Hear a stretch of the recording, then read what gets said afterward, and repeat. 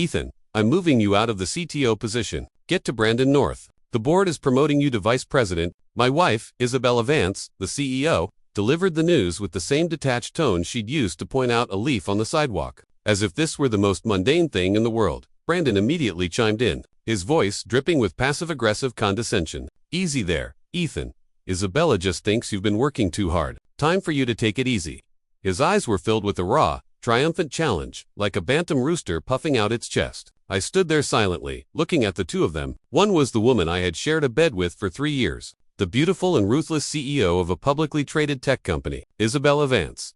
The other was the so-called top-tier talent she had just brought back from overseas, the man who had been the one that got away, the one she'd been pining for 10 years, Brandon North. In the vast expanse of a CEO's office, the atmosphere was frozen solid. Isabella sat in a Herman Miller chair worth tens of thousands of dollars, her impeccably tailored Dior suit making her seem even more aloof. She didn't even look up at me, her gaze fixed on the documents in front of her, as if I were just another subordinate waiting for orders. My name is Ethan Cole. On paper, I'm the chief technology officer of this multi-billion-dollar company, Vance Dynamics. Behind closed doors, I'm her husband, the man who for her started from nothing and spent 5 years of his life single-handedly building the company's entire technological foundation. A week ago, Isabella told me she was going to the airport to pick up an old friend. I didn't think anything of it until I saw Brandon North at the office, the same man from Isabella's old college photo albums, the one she kept hidden in the back of her study. That's when it all clicked. The one that got away. He'd actually come back. And today, the first order of business upon his return was to take everything I had bled for. Vice President. I twisted my lips into a self-deprecating smirk. VP of what? Facilities. Human Resources. Isabella finally lifted her head. Those almond-shaped eyes that once captivated me now held nothing but icy distance and a flicker of impatience. Ethan, don't be childish. The company needs a professional to lead the tech team through the next phase of development. Brandon has years of project management experience in Silicon Valley. He's a better fit for this than you are. I'm not a good fit. I let out a sharp, bitter laugh. Isabella, have you forgotten who wrote the Phoenix project line by line? Forgotten who pulled 3 all-nighters to build the demo that convinced the VCS when we couldn't get funding? Forgotten who led the team through one technical nightmare after another to make Vance Dynamics what it is today? The Phoenix project was the core of our company, the bedrock supporting our entire commercial empire. From the foundational architecture to the core algorithms, I built it all with my own 2 hands. It's no exaggeration to say that without me, there would be no Vance Dynamics. Isabella's brow furrowed deeper. I haven't forgotten your contributions. That's why I'm promoting you to VP. Your stock options and salary will remain the same. Ethan, you need to see the bigger picture. The bigger picture. I stared at her, the warmth in my eyes slowly dying. So, my bigger picture is stepping aside to make way for the one that got away. Is that it? Beside her, Brandon snickered. He stepped forward, positioning himself deliberately close to Isabella, and placed a hand on her shoulder in a gesture of pure ownership. Come on, Ethan, don't put it like that, he said, his tone breezy. Isabella and I were classmates and were kindred spirits. Our understanding of technology and our vision for the company's future might just be a bit more forward-thinking than yours. Everything you've done until now has been like laying the foundation. Hard work, sure, but it's just grunt work. I'm here to build the skyscraper. He intentionally emphasized the words, kindred spirits. I watched his hand on her shoulder, a searingly bright and ugly sight. And Isabella, she didn't even flinch. Her silent acceptance was the sharpest knife imaginable, and she plunged it straight into my heart. 3 years of marriage, 5 years of pouring my soul into this. And in Brandon North's eyes, it was all just laying the foundation. All my life's work was just to set the stage for someone else. I took a deep breath, forcing down the surge of rage and disappointment, and looked at Isabella, my voice eerily calm. I had one last question. Is this your final decision? Isabella avoided my gaze, her voice hard. This is a corporate decision. It's for the good of the company, right? Of course, I nodded slowly, enunciating each word. Miss Vance, I'd like to tender my resignation. Isabella's head snapped up, genuine shock finally cracking her icy facade. Brandon froze, too, clearly not expecting me to call their bluff so forcefully. You're resigning. Disbelief laced her voice. Ethan, where would you even go? Do you have any idea how many people are killing themselves to get a job at Advanced Dynamics? Her words reeked of superiority and her unshakable need for control in her world. Everything I had was a gift from her and her company. Without that platform, I was nothing. I laughed, a hollow, tragic sound. Yeah, it's a great company. Too bad there's no room for me anymore. With that, I turned and walked toward the door. Stop, Isabella commanded. I didn't break stride. Ethan, her voice was sharp now, a mix of anger and desperation. Don't you dare regret this. If you walk out that door today, then we are I stopped and turned back, my gaze level and calm. We're what? My unnerving tranquility seemed to sting her. She gritted her teeth and spat the words out. We're getting a divorce.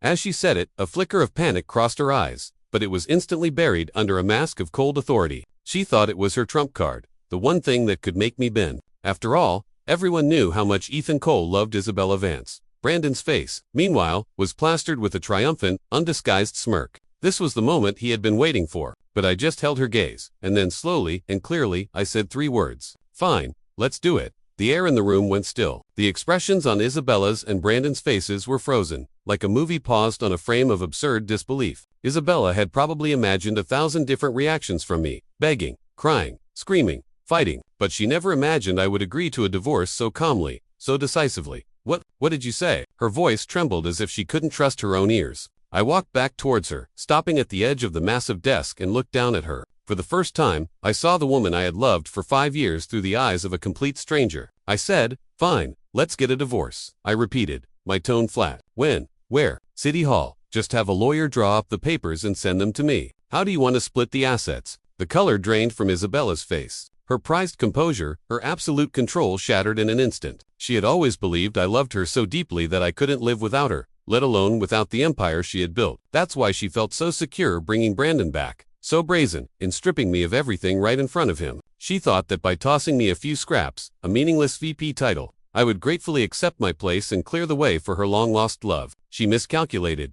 You don't tug on a tiger's whiskers. Ethan, are you insane? She shot up from her chair, her hands braced on the desk, her body trembling with agitation. You'd throw away your entire career just to spite me. My career. I laughed. I built my career with my own 2 hands. Isabella, you seem to have one thing backward. Vance Dynamics didn't make me. I made Vance Dynamics. I didn't say it loudly, but every word landed like a sledgehammer on Isabella's heart. She was speechless, her chest heaving with fury. Brandon finally snapped out of his stupor. He rushed to Isabella's side, playing the part of her loyal protector, and snarled at me. Don't be an ungrateful bastard, Cole. Isabella is giving you a chance out of respect for your history. Don't push it without her, without the Vance family. What are you? Just some kid she picked up from nothing. I didn't waste another breath on him. I pulled out my phone and right in front of them called my assistant, Chloe. Chloe, send out a calendar invite. Full tech department meeting, main conference room in 30 minutes. And one more thing, draw up a resignation letter and a divorce settlement for me. Yes, you heard me right. Chloe was clearly stunned, stammering on the other end. And Mr. Cole, what's going on? Just do it. I hung up and walked out of the office without a backward glance at the 2 of them, their faces a mixture of fury and shock. Behind me, I heard Isabella's frantic, enraged voice. Ethan, you get back here. Don't you dare. I didn't even turn around. Back in my office, it took me 10 minutes to pack my personal belongings into a cardboard box. There wasn't much. A few books, a coffee mug, and a framed photo of Isabella and me. It was from 3 years ago when the company had just started. We were crammed into a tiny, unfinished office space. She was leaning against my chest, her smile bright and genuine. Back then, we had nothing, which meant we had everything. I stared at it for a few seconds, then expressionlessly flipped the photo face down and tossed it into the box with the rest of my files. Let the past be the past. 30 minutes later, I was in the main tech conference room. The entire department, more than 100 of our core engineers and developers, was assembled. These were my people, the team I had personally built over 5 years of brutal deadlines and shared victories. They saw me walk in holding the box, and looks of confusion and unease spread across their faces. I set the box down on the table and scanned the room, my eyes lingering on each familiar face. Hey everyone, I began, my voice steady and strong. I called this meeting to make an announcement, effective immediately. I, Ethan Cole, am officially resigning from my position as CTO of Vance Dynamics. The room erupted. Ethan, what's happening? You're leaving. What? Is it because of Ms. Vance? I raised a hand, signaling for quiet. This is my personal decision, and it has nothing to do with the company's performance. I want to thank you all for your support over the last 5 years. We've pulled all-nighters together, solved impossible problems, and celebrated our successes. I was lucky to have fought alongside every one of you. I bowed deeply to them, but all good things come to an end. From now on, the tech department will be led by the new director, Mr. North. I hope you'll all continue to do great work and create value for the company.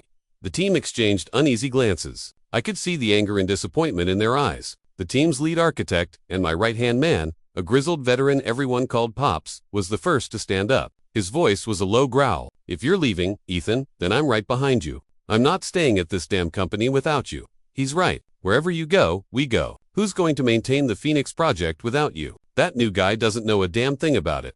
The room was on the verge of a full-blown mutiny. A wave of warmth washed over me, but I knew this wasn't the time. Everybody sit down, I said, my voice firm. You are employees of this company. You have a professional responsibility. Don't do anything reckless. Just then, the conference room doors burst open. Isabella and Brandon stood in the doorway, their faces dark with fury. Isabella's eyes were like daggers fixed on me. Her voice was ice. Ethan, what do you think you're doing? Are you trying to stage a mass walkout? Are you trying to destroy this company? Her presence silenced the room, but the air was thick with hostility aimed directly at her. I met her gaze without fear. Ms. Vance, I was just saying a final goodbye to my team. I don't believe that's against company policy, is it? Brandon stepped forward, his face a mask of smug satisfaction. Cut the act, Cole. You think you can blackmail the company by taking these people with you. Let me tell you something. The world keeps spinning no matter who leaves. Vance Dynamics will be better off without you. He then turned to the team, clearing his throat and adopting the air of a newly appointed commander. Hello everyone, my name is Brandon North, and as of today, I am the new Director of Technology. I know many of you were brought on by Ethan and are loyal to him, but I want you all to recognize the reality of the situation. I am your boss now, and I promise you, if you stay and do your jobs, your salaries and benefits will be even better than before. He thought money could buy loyalty. He didn't understand that the glue holding a team like this together was never money. It was trust and respect. Pops Riley practically spat on the floor. We don't know any Director North. We work for Ethan. That's right. We only work for Ethan. The room chorused in unison. The blood drained from Brandon's face, leaving it a sickly purple. Isabella's expression grew even uglier. She had never imagined my influence in the tech department ran this deep. Her absolute control, for the first time, had failed her. Riley, she snapped. As a department manager, you're leading this insurrection. Do you want to be fired? Pops stuck his neck out. Fire me then. If I can't work here, I'll find work somewhere else. Fine, all of you. Isabella was trembling with rage. You all want a rebel, is that it? I'm officially announcing that anyone involved in this will have their monthly bonuses canceled. Anyone who wants to leave can go to HR and file the paperwork right now. I won't stop you. She thought her high-pressure tactics would crush the rebellion, but she was wrong. Once you've lost the people, threats are useless. Watching her lose control, the last lingering attachment I had for her evaporated into thin air. I picked up my box and walked to the door. As I passed her, I paused and said in a voice only we could hear, Isabella, you're going to regret this. Then, without another look, I walked out of the place I had poured my life into for 5 years. Less than 10 minutes after I left, my phone started ringing off the hook. Pops, our lead front-end dev, our back-end architect. One by one, more than 30 of the department's core members called me. The message was always the same. Ethan, we quit. We're with you. I stood on the street below the towering Vance Dynamics building and looked up, the sun glaring in my eyes. I smiled as I spoke into the phone. Good. Wait for my call. Isabella, Brandon, did you really think that by taking my title, you could take everything from me? You were so naive. The show was just getting started. After leaving the company, the first thing I did wasn't look for a job or a lawyer. It was to go back to the home I share with Isabella, a top-floor duplex in one of the city's most exclusive high-rises with a panoramic view of the Sound. Both our names were on a deed, but Isabella had paid for most of it. It was another one of her methods of control, a constant material reminder of the gap between us. I let myself in. The scent of her, the expensive perfume she always wore, still hung in the air. The designer heels she'd worn yesterday were by the door. Everything was exactly as I'd left it. Yet, it felt completely different. Without a moment's hesitation, I went to my study and opened my personal safe. There was no cash or jewelry inside, only a thick stack of file folders. I pulled one out, its label written in English, Phoenix Project Core Patents. Inside was the complete history of the Phoenix Project from its conception to its execution, the original architectural diagrams, the full source code for its core algorithms, and over 30 patent certificates for its key technologies filed with both the U.S. in the United States and the EPO in Europe, and the holder of all these patents had only one name, Ethan Cole. The filing dates on every single one of them predated my relationship with Isabella and the founding of Vance Dynamics. This was my ace in the hole, my final fallback. When Isabella and I started the company, she handled fundraising and marketing, and I handled the tech. I loved her, so I gave her the Phoenix Project, then just a fledgling idea, without reservation, allowing it to become the heart of Vance Dynamics. We signed a technology licensing agreement. I granted Vance Dynamics exclusive, permanent, royalty-free use of the Phoenix Project. But there was a clause in that agreement, one that seemed utterly insignificant at the time. Should the licensor, Ethan Cole, be involuntarily separated from the company for reasons not of his own making, or should the marriage between the licensor and the legal representative of the licensee, Isabella Vance, be dissolved? This licensing agreement is rendered immediately null and void. Back then, Isabella was consumed by the thrill of the startup and her love for me. She signed it without a second glance. She never dreamed we would end up here. And that clause, written to protect our love, had now become my sharpest weapon. From the moment I resigned and agreed to the divorce, any use of the Phoenix Project by Vance Dynamics was illegal. It was patent infringement. I carefully placed the files in my briefcase and began to pack. My clothes, my laptop, some technical books. I didn't have much. It all fit into a single large suitcase. Finally, I went into the master bedroom and opened the nightstand drawer. A velvet box sat inside. I opened it. A diamond ring I had been saving for months was nestled within. I had planned to give it to her on our 3rd anniversary next month. What a bitter irony. I took the ring, walked to the floor-to-ceiling windows in the living room, and looked out at the glittering cityscape. With a flick of my wrist, the ring, a symbol of all my past foolishness, traced a small arc in the air and vanished into the vast darkness. Goodbye, Isabella, and goodbye to 5 wasted years. I wheeled my suitcase out the door and didn't look back. The next morning, all hell broke loose at Vance Dynamics. More than 30 core members of the tech department had resigned en masse, including the heads and senior engineers from every critical division: front-end, back-end, algorithms, testing, and operations. I had effectively gutted the entire department. It was an earthquake of the highest magnitude. Without these people, even the daily maintenance of the Phoenix Project was now in question, to say nothing of future updates or development. Brent North, the brand new CTO, was suddenly a general without an army. He thought his Silicon Valley resume and Isabella's backing would be enough to command the ship. He quickly discovered he couldn't even find the system's back-end login credentials. The entire Phoenix project, from server architecture and database, encryption to its deployment protocols, was a fortress I had built myself, filled with countless backdoors and verification mechanisms known only to me and my core team. Forget Brandon North. You could bring in the world's best hackers and they wouldn't be able to touch a single line of code without my permission. I heard Brandon was tearing his office apart, screaming at the few remaining interns and demanding they hand over administrative passwords. But what did they know? They were terrified. Isabella was in full-blown crisis mode. Within hours, the company's stock began to show signs of instability. The market is ruthlessly perceptive. A CTO leaving with his entire core team is a 5-alarm fire, a catastrophic signal to investors. If the news went public, the consequences would be unimaginable. Isabella called in every favor she had to temporarily suppress the story, but she knew it was a ticking time bomb. She started blowing up my phone with calls and texts. At first, her tone was commanding. "Ethan, what the hell do you think you're doing? Get back here right now. You're holding the company hostage. Can you even begin to take responsibility if it all collapses?" When I didn't respond, her tone softened. "Ethan, we were married. Let's not do this. Please come back. We can talk this out. I know you're hurt, and I was wrong. Whatever you want, just name it. I'll give it to you." Finally, she was just begging. "My love, I'm so sorry. I was wrong. Please come back. The company needs you. I'll handle Brandon. I'll get rid of him. You can come back, and everything will be like it was before. Please." I stared at the messages popping up on my screen and felt nothing but a cold, detached amusement. Too little, too late. There are no do-overs in life. I didn't reply to a single message. Around noon, I received an unexpected call. It was from Isabella's father, the chairman of the Vance corporate empire, Richard Vance, a living legend in the business world. He had been vehemently against our marriage from the start, believing a kid from a no-name background like me was unworthy of his precious daughter. But Isabella had insisted, and he eventually relented, though his attitude toward me over the past 3 years had been consistently lukewarm.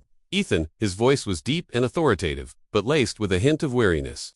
"Mr. Vance, it's me," I answered calmly. "I heard about what's happening at Vance Dynamics," he said, getting straight to the point. "Where are you? We need to meet." I met Richard Vance at a private members-only club downtown. In a quiet, wood-paneled room, the rich aroma of old leather hung in the air. Richard, dressed in a sharp bespoke suit, looked every bit the patriarch. Though he was in his 60s, his eyes were still sharp, his posture impeccable. He personally poured me a glass of what looked like Pappy Van Winkle from a decanter on the table. "Try it," he said, aged 23 years. I took the glass, swirled the amber liquid, and took a small sip. It was smooth, complex, and warming. "Excellent." Richard watched me, his expression unreadable. "Ethan, I always took you for a steady, dependable young man. I never imagined you had this kind of ruthlessness in you." I set the glass down. "Even a rabbit will bite when it's cornered." "I'm no rabbit," he sighed. Isabella was incredibly reckless.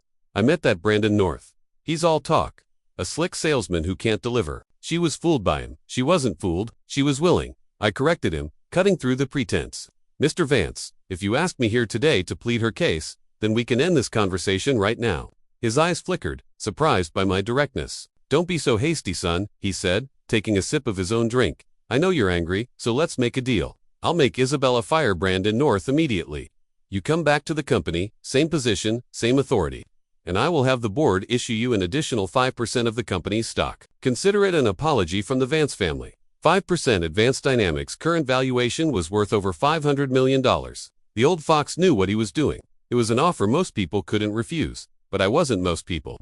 I looked at him and smiled. Mr. Vance, do you really think I did all this for money? He frowned. Then what is it for? For respect, for a reckoning. I said, my voice low and hard. Isabella can stop loving me. She can divorce me. But what she can't do is enjoy the fruits of my labor while kicking me to the curb without a second thought, only to hand over my life's work to another man. She showed me no mercy. I will show her none. Richard's face hardened. He had spent decades in a world where everything had a price, where any problem could be solved with the right amount of money. He never considered that I wasn't asking for money.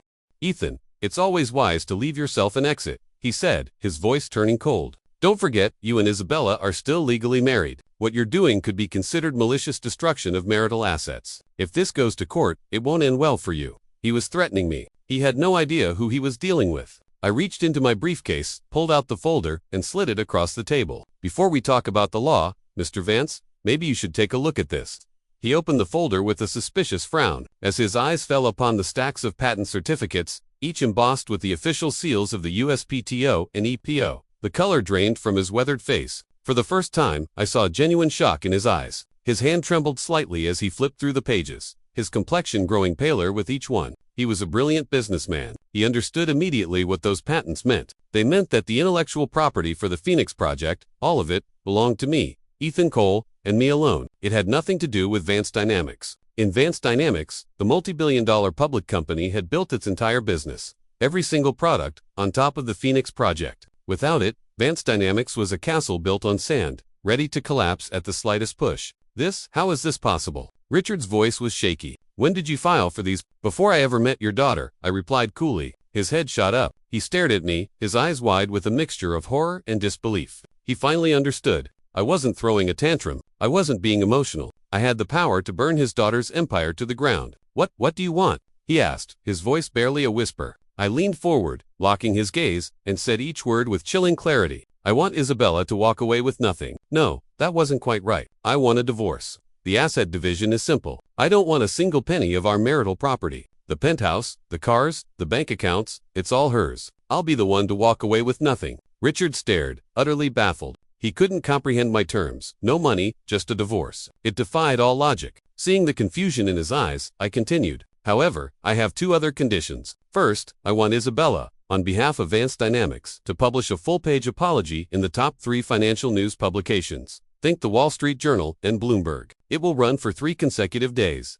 An apology to me and to all the engineers she forced out for her catastrophic decision to undermine her own team. Second, I want her to personally hold a press conference and explain to her investors and the public that the company's core technology does not, in fact, belong to the company, but to me, and she will announce that due to her gross personal misconduct, the company has lost its legal right to use the Phoenix Project. Richard's face was now a mask of pure horror. He looked at me as if I were a madman. Are you insane? He roared, losing his composure. Do you have any idea what that would do? The stock will be wiped out. The company will be destroyed. Isabella's reputation will be ruined forever.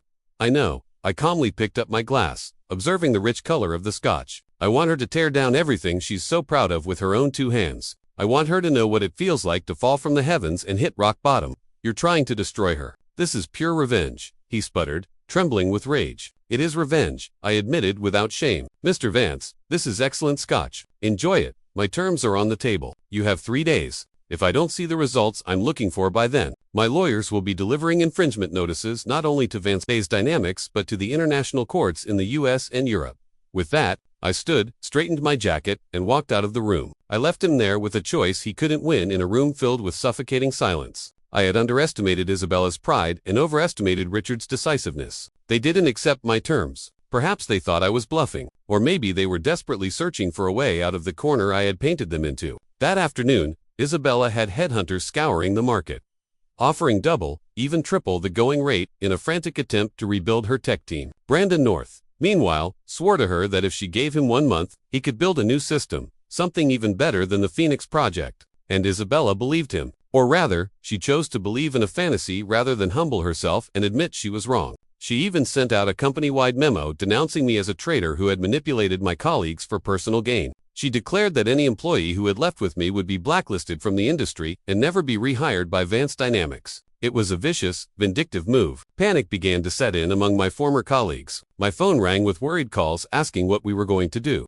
I told them to sit tight, relax for a few days, and trust me. After hanging up, I immediately began the process of registering a new company. I already had the name picked out: Phoenix Innovations. From the ashes, a rebirth. For the office space, I leased a floor in the building directly across the street from Vance Dynamics. I wanted them to have a clear view of my return. While I was drowning in incorporation paperwork, an unexpected development accelerated everything. Brandon North. He had somehow got my number and asked to meet at a high-end lounge. I was going to ignore him, but then he sent a text. "Don't you want to know why Isabella suddenly agreed to go out with you 3 years ago?" The message was a splinter under my skin. I had to admit, he had me. The start of my relationship with Isabella had been abrupt. I had pursued her for 6 months, and she'd always kept me at arm's length. Then one day, completely out of the blue, she found me and said she wanted to be my girlfriend. I was so overjoyed at the time that I never questioned it. Now, it seemed there was more to the story. I decided to meet him. In the club's plush VIP room, Brandon was lounging on a sofa alone, a ridiculously expensive bottle of Ace of Spades on the table. He flashed a smug grin as I walked in and poured me a glass. "There you are. Have a seat."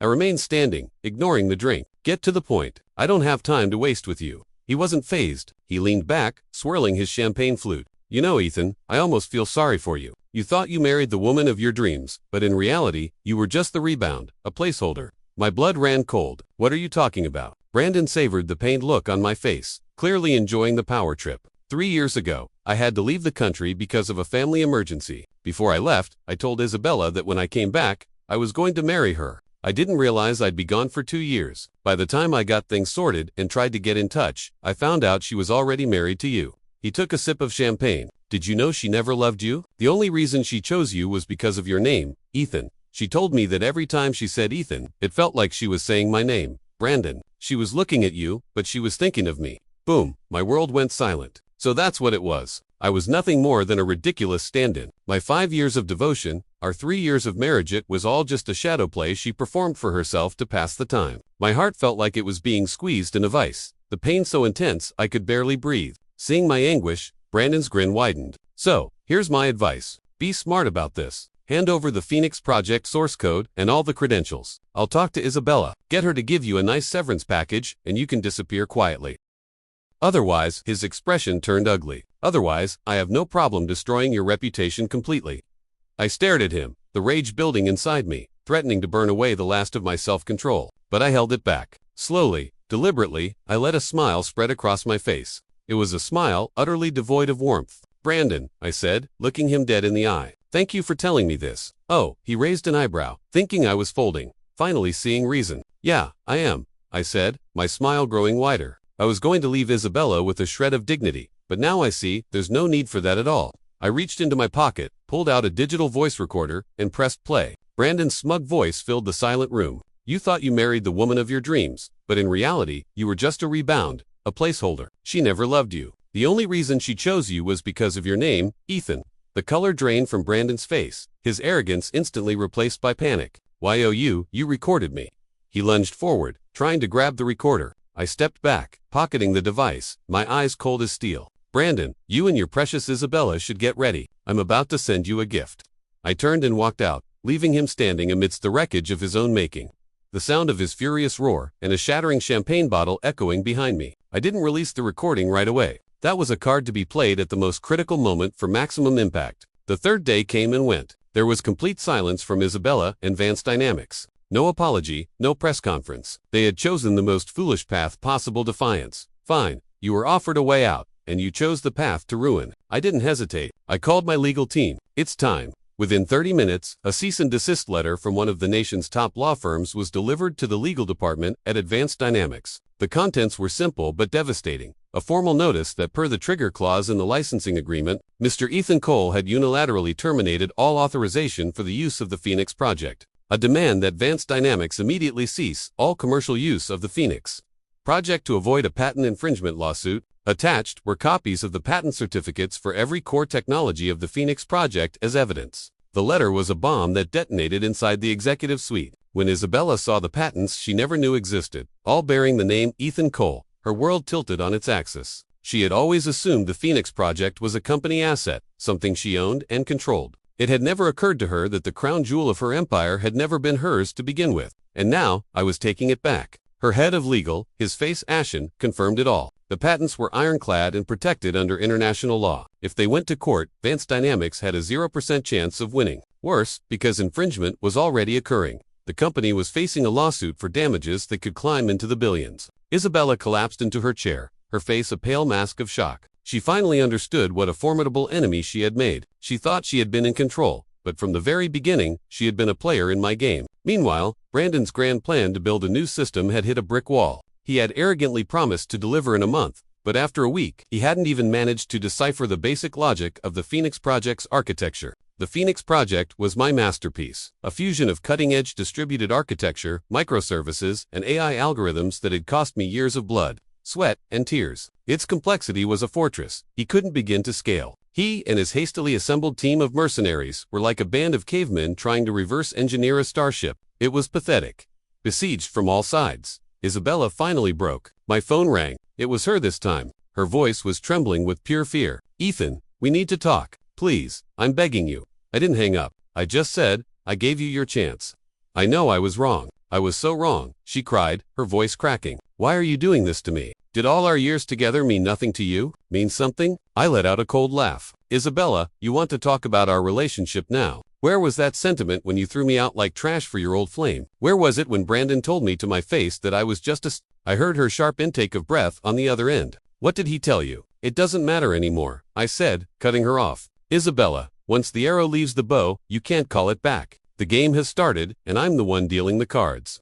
I hung up and immediately instructed my lawyers to leak the story of Vance Dynamics' patent infringement to several major financial news outlets. At the same time, I had the new HR department at Phoenix Innovations start officially, extending offers to the engineers who had walked out with me. The salary package was a 30% raise across the board on their previous compensation. I also instituted a generous employee stock ownership plan. Every single founding member was getting a piece of the company they were building. The news lit up our private group chat. Morale, which had been wavering, soared. All the resentment they had bottled up under Isabella and Brandon was now transformed into ferocious loyalty and motivation for our new venture. Everything was in place. All I needed was one final push. That push came the next day. As soon as the market opened, Vance Dynamics stock went into a nosedive. Core tech team walks out in mass resignation. Patent dispute plunges a publicly traded company into chaos. CEO's old flame at the center of corporate meltdown. The headlines, a mix of fact and speculation, spread like wildfire online. Investors panicked and started dumping their shares.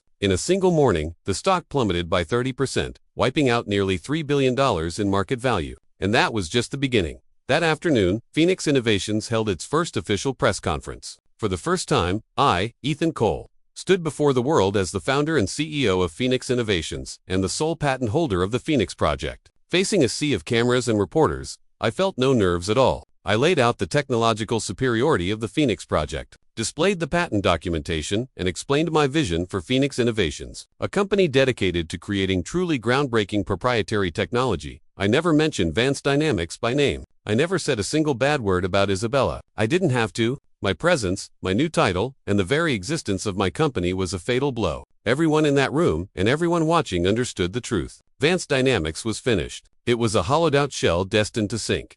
One sharp reporter asked, "Mr. Cole, as the former CTO of Vance Dynamics, isn't launching a new company with the same core technology a violation of a non-compete agreement and a form of intellectual property theft?" It was the exact question I wanted. I smiled at the reporter. First, I never signed a non-compete agreement with my former employer. Second, regarding intellectual property, let me be very clear. The Phoenix Project has always been my personal property. I licensed it for use, and now I have simply revoked that license. That is a world away from theft. As for why I left, my voice shifted, a hint of calculated sorrow creeping in. Let's just say we had different values. A company that no longer respects technology and no longer respects the people who create it is not a place I am willing to dedicate my life to. My answer was airtight. It established my legal and moral high ground. After the press conference, public opinion swung decisively in my favor. I was cast as the brilliant, betrayed founder, a hero of innovation cast out by heartless corporate greed. Isabella was painted as a villain, a manipulative, backstabbing executive who put personal feelings before her company and her people. That afternoon, trading of Vance Dynamics stock was halted after it hit its circuit breaker limit down.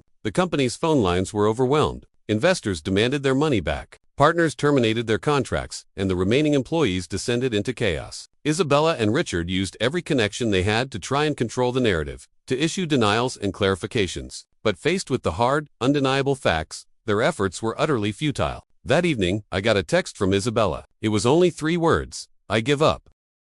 It was followed by an address: our old home. Come talk one last time. I knew this was her final desperate move. It was time for an end to this entire ridiculous saga. When I returned to the familiar apartment, Isabella was sitting alone on the living room sofa. The lights were off. The sprawling city lights outside the massive windows cast a lonely silhouette of her figure. She was wearing a simple silk robe, her long hair unkempt, her face free of makeup, revealing a deep, weary exhaustion. The glamorous, untouchable Co was gone. In her place was a woman who looked like a butterfly caught in a storm, fragile and broken. She heard the door open and slowly looked up. Her once vibrant eyes were bloodshot and filled with a desolate emptiness. "You're here," she said, her voice raspy. I sat on the sofa opposite her, the cold coffee table a barrier between us. "What do you want to talk about?" I asked. She looked at me, her expression a storm of regret, resentment, and something else I couldn't decipher. "Why?" she whispered. "Why'd you have to take it this far? Do you hate me that much?" "Hate you?" I let out a small, humorless laugh and shook my head. "No, Isabella, I don't hate you. I just feel like a fool. I gave everything I had to you, to this company. I thought we were partners building a dream together. I thought we were in love, but in the end, I was just a tool to you, a placeholder you could cast aside the second the real thing came along." "That's not true," she started, her voice desperate. "I never thought of you like that, didn't you?" I cut her off, pulling out my phone and pressing play. Brandon's smug, condescending voice filled the silent living room. "She never loved you. The only reason she chose you was because of your name, Ethan." Every time she said Ethan, it felt like she was saying my name, Brandon. The blood drained from Isabella's face. She swayed, nearly falling off the sofa. How could he tell me the truth? I pocketed my phone, my gaze like ice. "Now, Isabella, tell me again how I've gone too far." She opened her mouth, but no words came out. There are no defenses against the truth. A long, heavy silence stretched between us. Finally, she looked up, tears streaming down her face. "I'm sorry," she choked out. "Ethan, I'm so sorry. I was a fool, and I destroyed everything. Please, just give me one more chance." She stood up and walked around the table, reaching for my hand as she used to. I shifted slightly, and her hand fell into empty space. She froze. "It's too late," I said, my voice flat. "Isabella, there's no going back. I'll get rid of Brandon. I'll give you the company. I'll give you anything." She sobbed, sinking to her knees in front of me. "Just come back. Just help me. I'll do whatever you want." The proud, imperious Isabella Vance was now begging at my feet. Looking at her tear-streaked face, I felt nothing. Not because it didn't hurt, but because the hurt had numbed me long ago. When trust is annihilated, all that's left is wreckage. "I don't need your company, and I don't need your charity," I said, standing up to look down on her. "I just need you to follow through on what I asked." "What?" "The apology, the press conference, and then the divorce." I paused. "Oh, and one more thing. I want you to be the one to put Brandon North in prison." Isabella's head snapped up, her eyes wide with disbelief. "What are you talking about? Did you really think I didn't know?" I said coldly. "In his desperation to crack the Phoenix Project, Brandon hired hackers to attack my servers and steal the source code. My lawyers have all the evidence. It's corporate espionage. The damages are in the millions. It's more than enough to send him away for a very long time. So, you have a choice. You can turn him in, save what's left of your company, and show some semblance of integrity. Or, you can protect him and let Vance Dynamics burn to the ground with him. It's up to you." Isabella began to shake violently. On one side, the man she had idealized for a decade. On the other, the company that was her entire life's work. I had given her the cruelest possible choice. She looked at me with terror and despair, as if I were a demon she had summoned from the depths of hell. "Ethan, you're ruthless." I smiled. "I learned from the best, Miss Vance."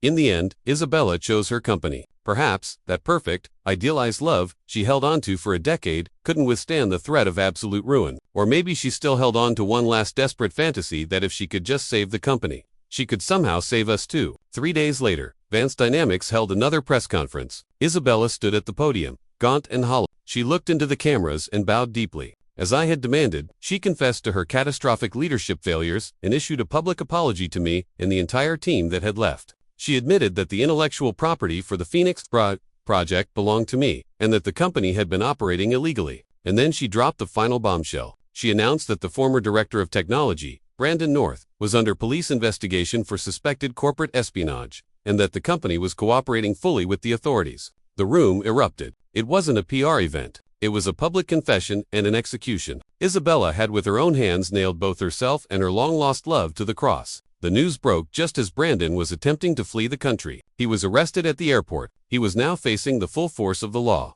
Vance Dynamics stock, which had been temporarily unfrozen, was immediately halted again as it cratered. The board was furious. The investors were in an uproar, and Richard Vance reportedly suffered a stroke. Isabella was removed as CEO in an emergency board meeting. She was out. The queen of a corporate empire had been dethroned. And from the day Brandon North returned to the day it all came crashing down, less than 2 weeks had passed. After handling the fallout, Isabella asked to meet me at City Hall. She was wearing a simple white dress, the same one she wore on our first date. She looked even more fragile than at the press conference, but also calmer. "I've signed the papers," she said, handing me a folder. "I'm giving you all the marital assets. I'm walking away with nothing."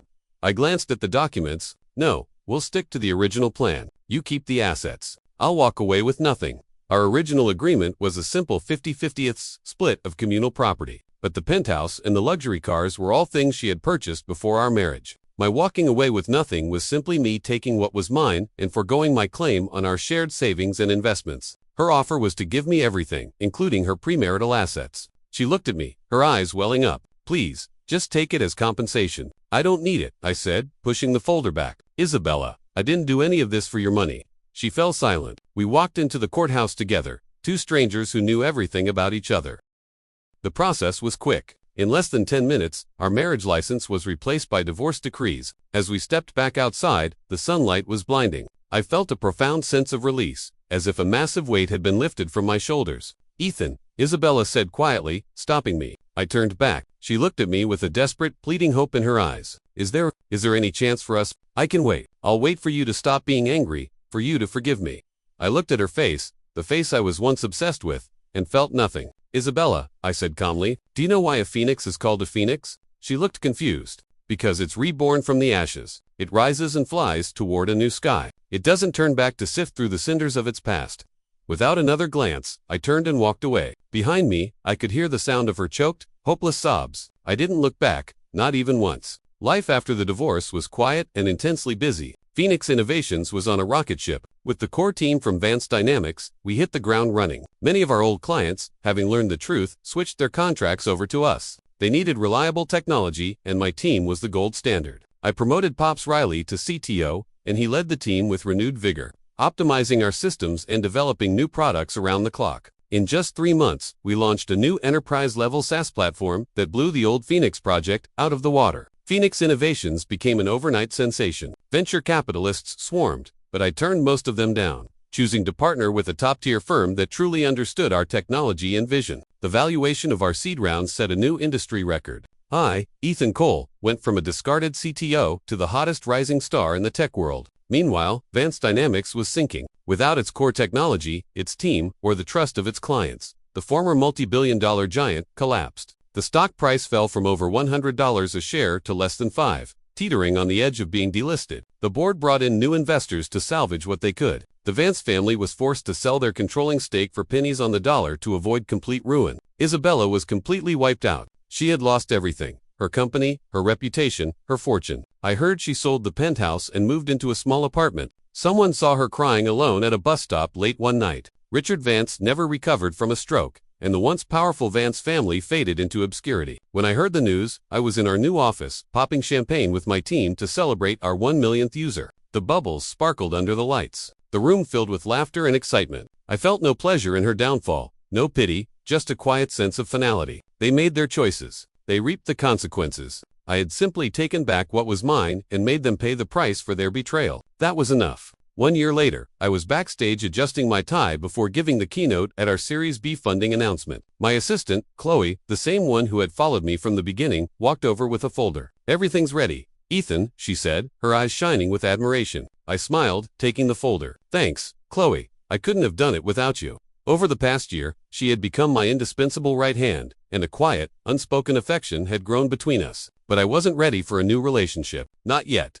Just then, a stagehand rushed in. Mr. Cole, there's a woman here to see you. She says her name is Isabella Vance. My hand tightened on the folder. Isabella, a name I hadn't thought about in months. I frowned. Tell her I'm busy. I can't see her. She said it's urgent that she has to see you. The man said, looking uncomfortable. I thought for a moment, then sighed. Fine. Tell her to wait in the green room. I'll be there after the presentation. Some things, it seemed, needed a final definitive end. The event was a massive success. Phoenix Innovations was now valued at more than Vance Dynamics had been at its peak. The press was calling me a visionary, a prodigy. After shaking the last hand, I went to the green room. Isabella was standing with her back to me, looking out the window. She was wearing old, faded clothes. She was rail-thin, her hair dull and lifeless. The confident, powerful woman I once knew was completely gone. She turned when I entered. I was startled by her appearance. Her face was etched with hardship, her eyes hollow as if her soul had been scooped out. You came, she said, trying to smile. It was a ghastly sight. What do you want, Isabella? My voice was neutral. She reached into a worn cloth bag and pulled out a stock transfer agreement, placing it on the table. This is the last of my Vance Dynamics stock, she said, her voice a tiny whisper. I want to give it to you. I glanced at the paper. The shares were effectively worthless. What? I asked. She looked up, and for a second, a flicker of light appeared in her dead eyes, a mixture of shame, pain, and humility. Ethan, I know I can never repay you for what I did. My father, he's paralyzed. Brandon got 10 years in prison. The company is gone. My family is broken. I have nightmares every single night. I see you walking away. I see the company collapsing. I hear everyone cursing my name. Tears began to slide silently down her cheeks. I was wrong. I was so wrong. I spend every day thinking about it. If I hadn't done what I did, would things be different? I'm not asking for your forgiveness. I just wanted to give this back to you. I know it's worthless, but it should have been yours from the start. Consider it my final apology. She gave me one last look, an agonizing mix of desperate love and infinite regret. Then she turned and stumbled towards the door, a frail, lonely, pathetic figure. Just as her hand reached the doorknob, I spoke. Stop. Her body went rigid. I picked up the agreement, walked over to her, and looking her right in the eye, tore it into pieces. I dropped the confetti of paper into a nearby trash can. The light in her eyes died completely. She thought I was rejecting even her pitiful attempt at penance. I looked at her, my voice calm but absolute. Isabella, the past is over. I don't hate you and I don't love you. To me, you're just a name now. Your apology, your regret, that's your burden to carry, not mine. I want you to leave. Don't ever contact me again. Your life is your own. Whether it's good or bad from now on has nothing to do with me. Goodbye. I opened the door and stepped out. Outside was a bright hallway and the team that was waiting to build the future with me. Inside was the dark, collapsed world she now inhabited alone. I didn't look back. I walked into the light, feeling the warmth on my face. A new era,